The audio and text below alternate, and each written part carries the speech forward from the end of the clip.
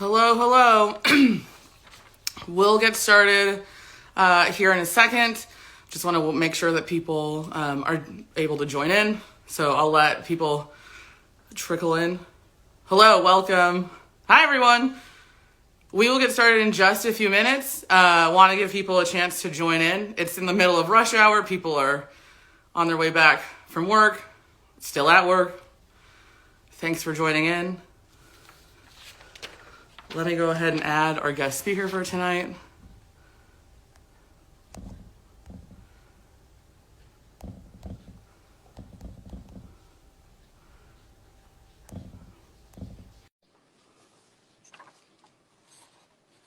Hello, everyone. Thanks for joining. We'll get started here in just a few minutes. Want to make sure that people have a chance to hop on.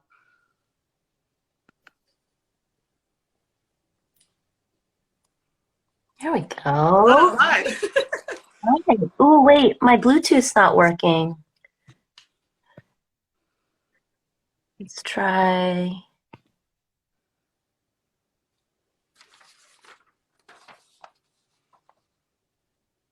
Hello, everyone. Thanks for joining in. We'll get started here in just a second, letting people join in. But feel free to drop in the chat how you're doing today. Happy Thursday, everyone. Justine, are we losing you? Oh, there you are. Frankie. Yeah, now, okay. All right, we're just going to do it without my Bluetooth. I don't know why it's not connecting. We're going headphones. But you can hear me okay? Yeah, Okay. Cool. Hello, welcome. How are you? Good. How you doing? Good. Good. I'm good. Yeah, I am ready for this week to be over, but I also feel like I say that every week, so I got to come up with something else to say now. So it's okay. You can have the same desires. Yeah. Thank you so much to everyone joining in. We will continue to let people join, but want to be respectful of everyone's time this Thursday evening. Welcome. Tonight is episode 2 of PPMW's Instagram series, Truth Be Told. Tonight we'll be talking about pornography and more specifically how to have healthy, informative conversations with children about pornography and at large sex health and intimacy and how porn affects and impacts that. Joining me tonight, it's my pleasure to introduce Justine Ang Fonte. They are an award-winning health educator, consultant, ghostwriter, professor, and they are based in New York. Thank you so much for joining us tonight. Here's my cat. I was convinced she was going to join. She was asleep up until 2 seconds ago. You know what? Everyone needs sex ed, so all are welcome. In preparation for tonight, so I used to work with students for a really long time. I functioned a lot like a counselor. And a couple years ago and like a couple jobs ago in Washington State, I had to attend a school board meeting. And while I wasn't there for this topic, one of the topics being discussed was the potential adoption of a more comprehensive sex ed curriculum. And it included like all the various it was more comprehensive of not just middle school and high school. Like it went all the way to kindergarten and just staggered its approach of like, how do we have these conversations with 5-year-olds, 8, 13, 16, and so on and so forth. And from what I saw, it like was great. But what was supposed to be a 2-hour school board meeting turned into a 6-hour meeting with 2.5 hours of it just being testimony from parents who were angry, frustrated, and scared that their children would learn anything about sex. And so, as I know that you're probably well aware in your profession, people say all sorts of stuff about sex, and especially when we talk about having those conversations with children. So I'm very much looking forward to tonight's conversation. But before we dive in to how to talk about porn with kids, just like taking it a layer back, because adults can't even seem to have those conversations with each other, let alone then having it with a child. And so thank you so much, everyone, for joining. Once again, tonight is episode 2 of PPMW's Instagram live stream series, Truth Be Told. We're here with Justine Ang Fonte. Thank you so much for joining. So starting that conversation, why do you think, from your perspective and expertise and knowledge, why do you think it is so difficult for adults to talk to other adults about sex? I think because there's a lot of trauma and violence that many adults have experienced that they have not yet healed from or been able to have the privilege of unpacking and unlearning. And so it's this very sensitive topic. It's been riddled with so much shame and taboo, where, you know, you're supposed to be ashamed of these things, or you're not supposed to talk about them because then there's some judgment attached to you being moralized as a bad person for being a sexual being. Yeah, absolutely. I think like so much of it is like unlearning things that we learned and also having to learn things that we never learned and like figuring out. And if we don't have the access, resources, or even like know how to get to certain things for resources, we just sort of fill in the blank. As with so many other topics, Totally. we tend to just sort of fill in the blanks. And unfortunately, just the way that people work, we fill in the blanks we tend to go negative.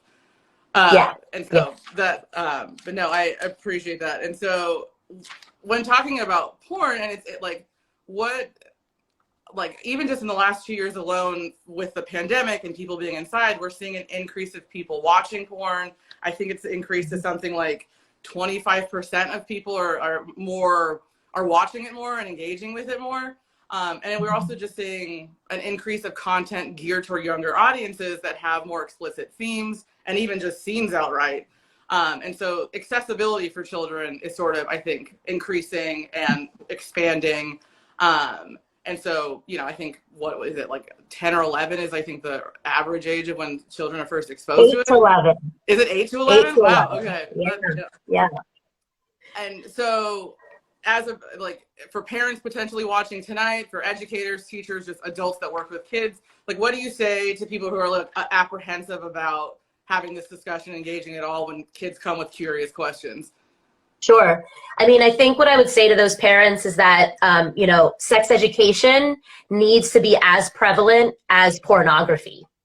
If pornography is out there, it makes sense why a young person who isn't getting sex education is leaning on that as their instruction manual. So we need to combat that by giving them critical thinking skills and giving them the medically accurate information they need to be able to make sense of what they will inevitably watch and say, that is fantasy. This is an entertainment industry. This is not an education industry. But if you leave it to their own literal devices, they're going to think, that's what my body's supposed to look like. Mm-hmm. That's who I'm supposed to be attracted to. This is what I'm supposed to be able to do with my body to someone else's body. This is how to do these things without protection. You know, this is how I'm supposed to regard people of certain races in the ways that I'm seeing modeled for me. But if we actually have comprehensive sex education that delves into also the racial literacy component and not just the sexual health component, they're actually going to be able to have the tools to watch this and be able to say, this is not a learning environment.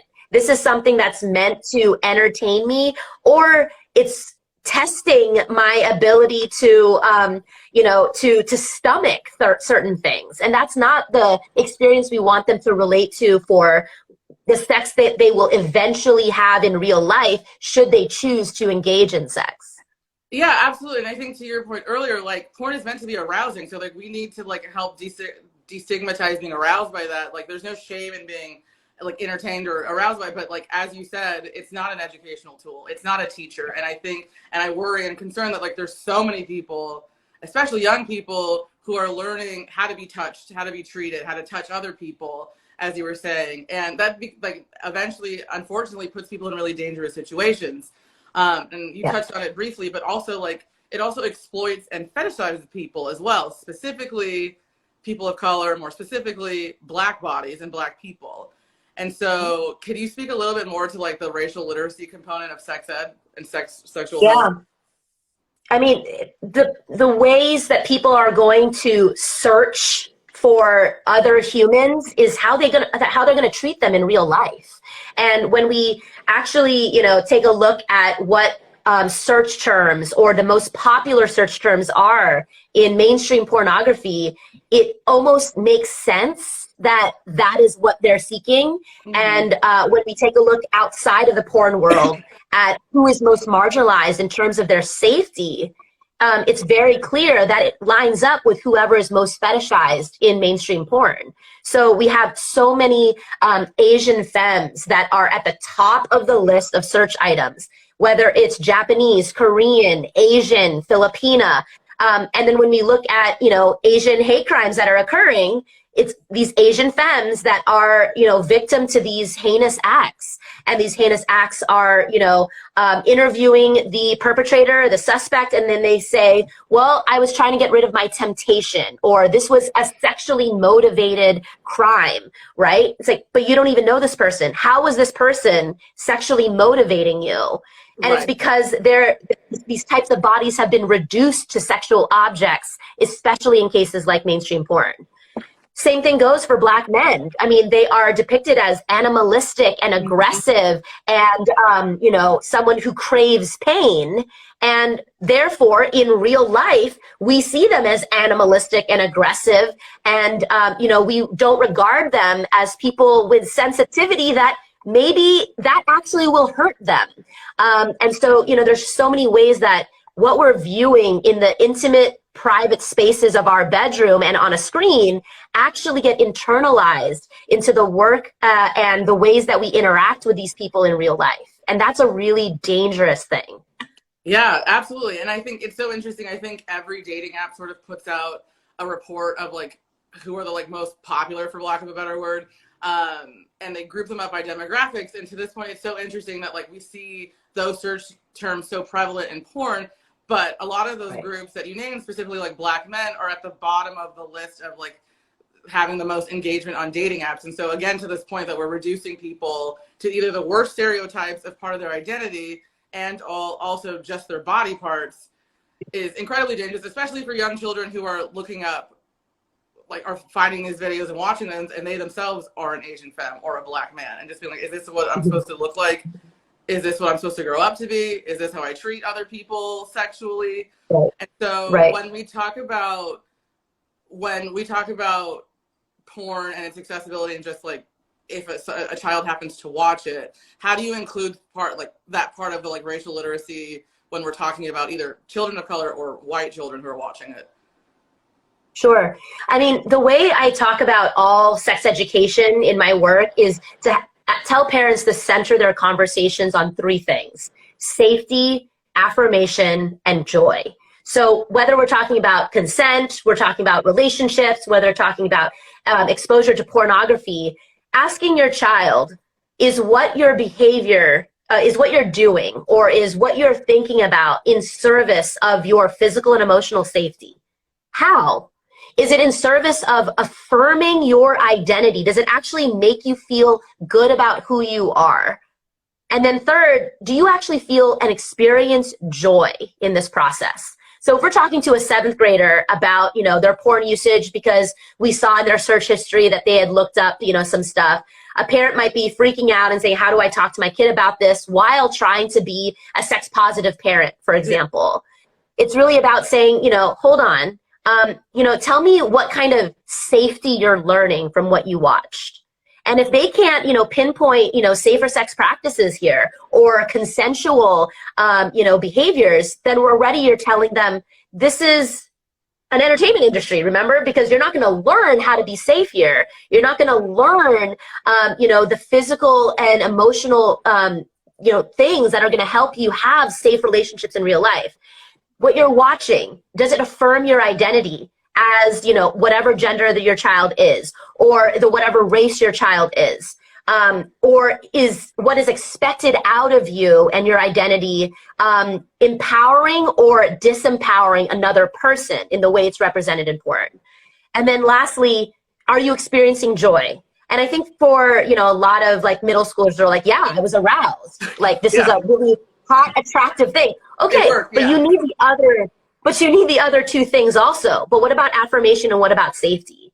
And so when, we want them to really start being critical consumers of everything, media literacy and sexual media literacy, and having those, 3 things be a part of their processing is really key, in that, like, okay, my parents not just like pulling the Wi-Fi or the router, they're actually asking me to really be someone that can exercise bodily autonomy with, a critical lens, and to be thoughtful and intentional with what I am allowing my eyes and ears to see. Yeah, absolutely. And that's so important, I think. And as either parents, educators, just adults interacting with children, I think it's so important to also like validate that curiosity. It's totally normal to have this experience. Also, isn't it like so fascinating? Like, look at how our bodies work. Like, let's have a conversation about this is what your body's doing, and this is what this means, and like, how are you feeling? And also when they come with questions, being able to validate that curiosity of like, yeah, isn't that really fascinating? Or like, what was appealing to you, kind of thing. Right. There were so many students that came to my office with like so many questions that they just didn't feel comfortable asking their parents. And like, so much of that was just me sort of parroting back of like, yeah, isn't that really cool? Like, isn't that really interesting? Yeah. Like, just, and also just for like me watching them sort of like as it spins and they're processing stuff. And in Washington State, at least, it's called the Flash program, but it was one of the most just like traumatic weeks for teachers and students. It was just all they talked about leading up, all the anxiety of like, we know what's coming, for both adults and teachers. And I mean, both adults and students. And like, some of me and my colleagues always talked about it. It's just like, if you're perpetuating this anxiety, they're going to feel it. And this conversation is going to be really uncomfortable. And yeah. And it's okay if the parent is anxious, right? Yeah. I mean, the conversation can start and be like, so I saw something on the search history. It is awkward for me, especially because your grandparents never talked to me about this stuff, but I want you to have a better experience than what I had to go through. And I want to make sure that you have safe, affirming, and joyous, experiences. I'm not sure you're going to find that in porn, but I want to talk to you about it. And I want you to know I'm a resource that can talk to you about these things, and like letting them know that, it's okay for you to feel curious. And there are so many ways for you to have that curiosity quenched by asking questions from credible resources. I'm one of those. And I can send you to, other places and good books that I know from a puberty workshop I've gone to or a sex ed workshop I've gone to, right? That can answer a lot of those questions for you without making you feel gross and dirty and ashamed that your body doesn't look as developed as what you saw on the screen. Or if you don't want to behave in the way that you're seeing on the screen, it's okay too. But I'm afraid that you're taking these images and thinking that this is what is expected of you now. Absolutely. Yeah. There's a joke among some of my friends, and also just like, I know a lot of memes that are just like that book. I think it was like an American Girl book, but My Body and Me, like it was so many of our introduction to sex ed. And for a lot of us, it was the only sex ed we got you this book. You're 12, have fun. Just good luck. And like, just again, to the earlier points of just having to constantly unlearn and learn things and question and like model that for children. For those of you just joining, thank you so much. We are again talking about how to have healthy discussions about sex and intimacy and pornography with children. I am joined by Justine Ang Fonte. Please follow them, and please drop any questions, comments, concerns in the chat. I'll be monitoring them. But you were mentioning about consumerism and just like how we consume it and how we find it, and this point about like, let's think about like books or videos, and in general we need to be wary consumers, even as like shoppers and stuff. And so we're thinking about accessibility to porn, like what are ways that we can be safe when we're looking for it, safe when we're searching for it, and how to access it. Yeah, I mean, that's a tough one, because most of the times, if we're talking about parents here, they are parenting under 18-year-olds, right? And I think that it is not the job of a sex educator working at a school to then say, here are the ethical porn sites that you need to actually start using. It's really about having them think about this in a holistic way. What you are consuming should not be free. And if you are consuming it for free, you have to pause and question, who is benefiting from this situation then? And these are conversations I'll often have with high schoolers about like the ethics around, the porn industry here. And if it's possible to have, an ethical industry. And we have to think about, the music you're listening to. Are you paying for a Spotify account, or are you just getting this for free? If that's the case, you got to question it. Are you sneaking into the movie theater, or are you paying for a ticket? And if you're just accessing these types of visuals for free, you have to think about who's being marginalized by your free access to something. And I don't think they're thinking about that, because most times when middle schoolers are looking up this stuff, they just want to make sure their body is developing normally. And the best way they can find out is by Googling it and then seeing, images that might be very different than their 12-year-old body. And so it's just giving them that language on, there are so many resources out there that are not porn that can empower you and give you diverse, medically accurate information about how to take care of your body and how to understand it. I think Sex Positive Families is an excellent resource for parents, especially, to be able to have these conversations, feel more equipped to talk about these things, and is a great resource to pass on to children that are of a certain age what makes sense about their own anatomy. Amaze.org, an excellent one that I use with middle schoolers, all cartoon videos that are talking about how porn is not sex ed. And it allows you to still have that conversation, but in a way that doesn't shame you if you have seen it, but also doesn't encourage you to watch it. It's just telling you, are you critical about what you may have seen? And let's walk through the ways that this is not meant to be education. Yeah, absolutely. I think like I probably have mentioned it a couple times already, but I think it's just such an important point to emphasize that like porn is not an educational tool, and I like it so often becomes it for all the reasons we've already discussed. And so just again wanting to just highlight that point again, that it is not anything that we need to learn anything from. It's not meant to be educational. It is not educational by design. And as we pointed out, it has such links to exploiting people, like reinforcing and perpetuating stereotypes and fetishes. And so just like wanting to really emphasize that with students and children, for our educators and parents online with us tonight. For parents who have already been asked this question and have either stalled on answering, have put it off, hoping it doesn't come back, where would be, from your experience, where would be a good place to start if they want to like educate themselves first before engaging in this conversation? I would have them watch the middle school video, Porn is Not Sex Ed, from amaze.org. I think it's an excellent 3-minute video clip that will enlighten a lot of new parents that have not had this conversation before, to see that it doesn't have to be this scary, big talk, but actually you're just showing, here are the main talking points. In terms of safety, affirmation, and joy, it's not often mainstream porn is going to access that. And so I think that one is a really quick 3-minute like tutorial for parents. And then you show that video to your kid. You watch it with your kid, or you send them the link on a text message and say, hey, I just saw this thing. What do you think about it? Have them captain that ship on having a conversation with you. We're like, Mom, I already know all this stuff. Or, oh, well, yeah, this was something that was surprising to me, right? But ask them, what do you think about it? Is this new information? But you're not personalizing it. You're talking and like politicizing it. And I think that can be a really powerful way to be talking about these topics without saying, are you watching porn? Yeah. When was the last time you watched porn? Do you like porn? I have yet to meet the middle schooler that wants to answer those questions to their parents.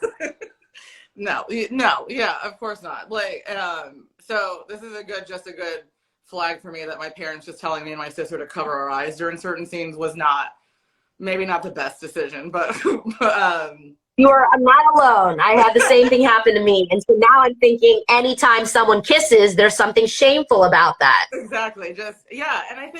And I love that point about besides safety, like, I think it's just so important, the joy part of it. Like, sex should be fun as well as like arousing and pleasurable and safe. And there's also the emotional and physical component of feeling safe and feeling comfortable. But I think it's also important that we continue to have conversations about, it's also supposed to like be fun, and it's supposed to feel good, and it's supposed to be an enjoyable experience. And if it's not, Right. like, let's figure out why. Like, let's be able to have the safe space to have those conversations. And again, porn is not the place to learn any of those things. And so Right. for potentially any young adults watching, not necessarily teenagers, but young adults watching who are also just trying to like figure out sort of their like sexuality in the sense of just like, I don't know what I like, and I don't want to just like start having sex to figure that out. Where are some good places to just sort of like learn about that? Yeah, I mean, what I would say to that population is that they are more exposed to porn as, you know, high schoolers, even if it's not something that, you know, teachers are telling them to look up. But what I will say is that, you know, for young adolescents, I would say that, you know, porn can be good if sex ed is good. But we are not in a world where sex ed is good or as prevalent as porn. So much of the default sex education is mainstream porn. However, the industry as a whole, I think, offers so many sex positive outlets if it's critically consumed and supported in a way that allows for the humanity to really come out in safe, affirming, and joyous ways. It allows you to explore yourself, you know, in ways that a still photo could not, as previous generations have had to, you know, resort to. And it allows you to really just revel in your sexuality as opposed to being maybe reduced to it. There's a, you know, representation matters, and like in terms of like what you might desire, you can find something that matches that. And you don't need porn for that. We have a growing lexicon now of just so many different types of Hollywood films that are representing sexuality and diversity in ways that we were not able to before. I think a lot of people's sexual awakenings are from a movie that's not necessarily porn that they're seeing on Netflix, right? Yeah. And they're like, wow, I think this is something I'm into. Right. And it's really just about interrogating the same thing. Is this in service of safety, affirmation, and joy? And when, you know, you inevitably get exposed to porn, or a friend shoves an iPad in your face and says, oh my God, look at this. You can still be asking those questions. Is this in service of safety, affirmation, and joy? And in what, you know, is this an entertainment industry or an education one? But it's giving you already the tools with comprehensive sex ed's help to really interrogate as a critical consumer what is right for your well-being. Yeah, absolutely. And like, I think as we've talked about it a bunch, it's just, I think that, I think what's like, I was thinking about this, if like any of the students that I used to work with ever came and asked me about porn specifically, like me at 25, 26, 27 would have had a heart attack. So like, I like at the time would have been like, you're 8, why are we talking about this? And so, and like, yeah. And that would have been because of my own stuff and not necessarily the child. But at the same time, like, again, to this point, like, I think the reframing of just like having, encouraging students and children to have that critical lens, having it myself and having it for yourself and being able to model that is really important. And also just a good reminder for things in general, but more specifically when it comes to topics like this. And as we said at the top of the discussion, even content for young adults is becoming a little more explicit in their themes. And so in their themes and in the graphics. And so again, you're not necessarily watching porn, but you're being exposed to more sexual content. And so how do you put on that lens when you're watching a teen drama on Netflix? How do you put on that lens when you're watching a series on whatever cable show? I'm blanking on the names of literally anything. Yeah, I mean, you need to remember you're watching an actor, a performer, right? You're looking at multiple scenes that were being edited, redone, right? You're looking at people who have a glam squad, who have makeup artists, who have personal trainers, nutritionists, whatever it is. One of my favorite like metaphors for, you know, talking about this topic comes from this clinical psychologist friend of mine, Ali Matu, and he says, you don't learn about physics by watching the Transformers. So you don't learn about sex by watching porn. That's great. Yeah. Yeah, absolutely. Just, and like, that's so critical and so important as we are also facing attacks on sex ed curriculum across the country. and it's getting like depleted, decreased, it's getting watered down, and we're seeing that across school districts across the country. And I also think it's important for us as PPMW for people to remember that PPM, like Planned Parenthood, but PPMW specifically, like, we're so much more than what people think, which tends to be abortion and abortion access and rights, which is an important part of the work that we do and continue to be proud of offering those services. But it also includes sex ed, political affairs programming, and sex ed curriculum. And so for people who want to get involved in the advocacy space of like how to protect and advocate for more comprehensive sex ed, like what are some of your suggestions and ways to help? Go to your school board meetings, speak on behalf of comprehensive sex educators who are doing this work, speak directly to your administrators and ask, what does sex ed look like at my child's school? Is it medically accurate? Is it sound? Are you holding teachers accountable for actually teaching it? Why aren't we prioritizing this as much as we are the math departments, right? It needs to be as important. This is life-saving content.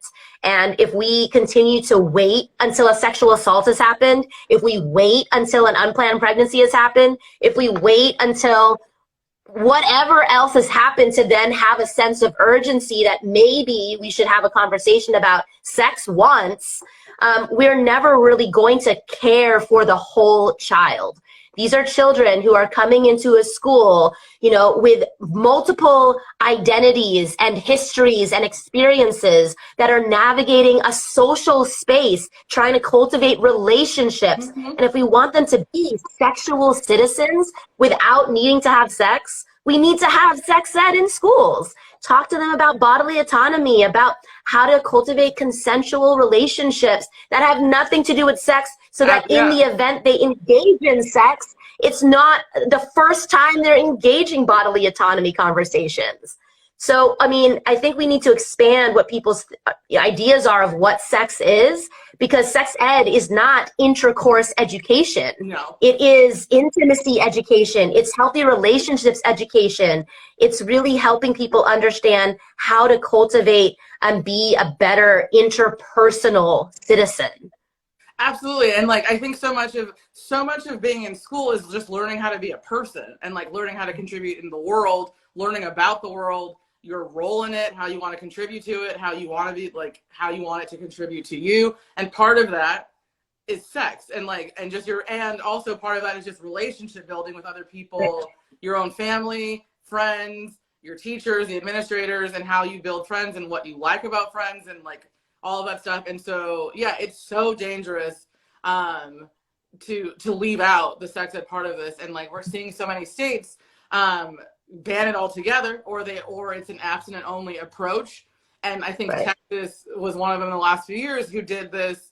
I don't think it was the state as a whole, but one school district in particular who decided to go the abstinent only route, and then had this like huge like surge in STIs like across their student campus. And so not only is it just for our own knowledge, but it's safety and health and healthcare. And so I think it's so important. I just want to like emphasize your point. Please go to your school board meetings. They're not all going to be 6 hours long like the one I had to go to, but they're so important. It was also like, I don't want to like spread or perpetuate the misinformation that the parents were sharing at that school board meeting. But also to this point is that there really is, at least at that school board meeting and a couple of other ones that I've attended, this fear from parents that educators are teaching kids how to have sex. And it feels a little absurd, because like, it feels a little absurd to me just as like to question those parents of like, did anyone teach you that in school? Like, that's not happening. You know, that's not happening. Right. But just the like, yeah, it was just an interesting place to be in, but it's also just like a very real fear that not just those parents in that particular school district, but parents across the country are feeling. Right. And I think if you are, you know, sending your kid to a school where they are teaching comprehensive sex ed, then we need you to be louder at praising your school and those teachers that are doing it. Because the other side is a lot louder when statistically there's actually not that many of them that oppose sex ed. Yeah. They're just a lot louder than the people that are in favor of it. So we need you to stop being complacent and actually show vocal, loud support for comprehensive sex ed where it lives, and tell us why, and tell people why. Because the loud minority is really loud and is really domineering the conversation, when we know we have so much research and evidence to prove that what we're doing is life-saving. Absolutely. Absolutely.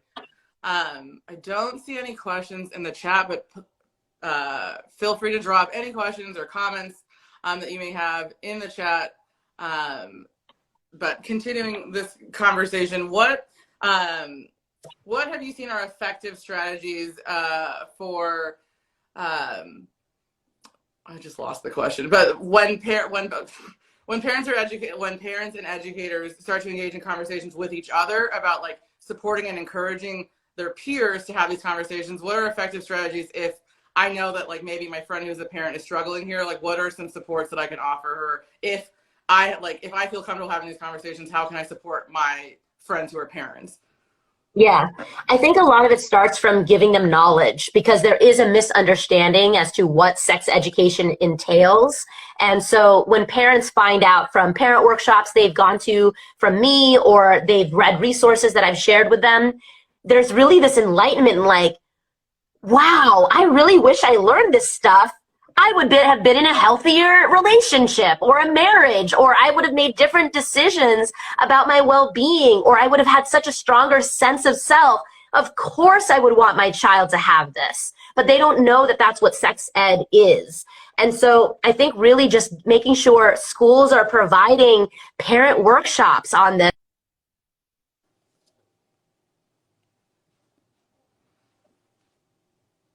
I think that she's frozen. Hopefully Justine comes back. For a while we are waiting for Justine to join us again. Oh, okay, you're there. It was spinning around for a little bit. I kept speaking, so I'm not sure if that was anything, if that went through. I do that all the time. I find myself like just talking, and then people will be like, "You've been on mute for like 45 seconds or a minute." I'm just like, I was having a lovely conversation. I don't know what you all were doing, but I want to be mindful of time. There doesn't seem to be too many questions in the chat, but just like, is there any like points that you want to make, or just like more any information that you want to share, just like for people watching and are just curious, nervous, apprehensive, just like any like final thoughts or just like words of encouragement as we continue to like enter this journey of exploring our own sexuality? Sure. Parents, you are not alone in wanting to have this conversation, or in finding tools. There are so many things out there. Sex Positive Families is an excellent one. The Porn Conversation is another great resource. Amaze.org can really help you out. And just know that you don't want to have one 100-minute conversation. You want to have 100 1-minute conversations. And it doesn't have to be personal. Politicize the media. Use what's already out there to talk about these topics. And that's going to open the door up for your child to know that this is something that my parents cool talking about. And maybe I'm not ready to ask a question, but I know that when I do want to, the door's already been open and I just need to walk into it. Absolutely. Thank you so much. For those watching that want to get a hold of you, want to be in contact with you, or just want to benefit from your expertise and brilliance, how do people get a hold of you? How can we stay in contact with you? Right here on Instagram, you can follow me at I'm Justine AF. If you want some free content and some video footage of other things that I've done, you can check out my website at justinefonte.com. Great. Justine, thank you so much for tonight's conversation. It has been a pleasure chatting with you. PPMW and I will be in contact with you and stay in touch. For everyone who have joined, thank you so much for joining tonight. Please make sure to follow Justine and take advantage of her free content, and also pay her for all the other content, please. If you have any questions, please find our services on our website. You can DM us, email me. I'll drop my email in the caption. But please stay in touch and please continue to engage with PPMW and advocate, as Justine said, for comprehensive sex ed. Go to your local school boards, talk to your school administrations and your teachers, and enjoy the discomfort of having uncomfortable conversations. We need more of it. We will continue the series. We'll have another episode. Thank you again so much for joining. Justine, thank you so much for joining tonight. Good night, everyone. Thank you.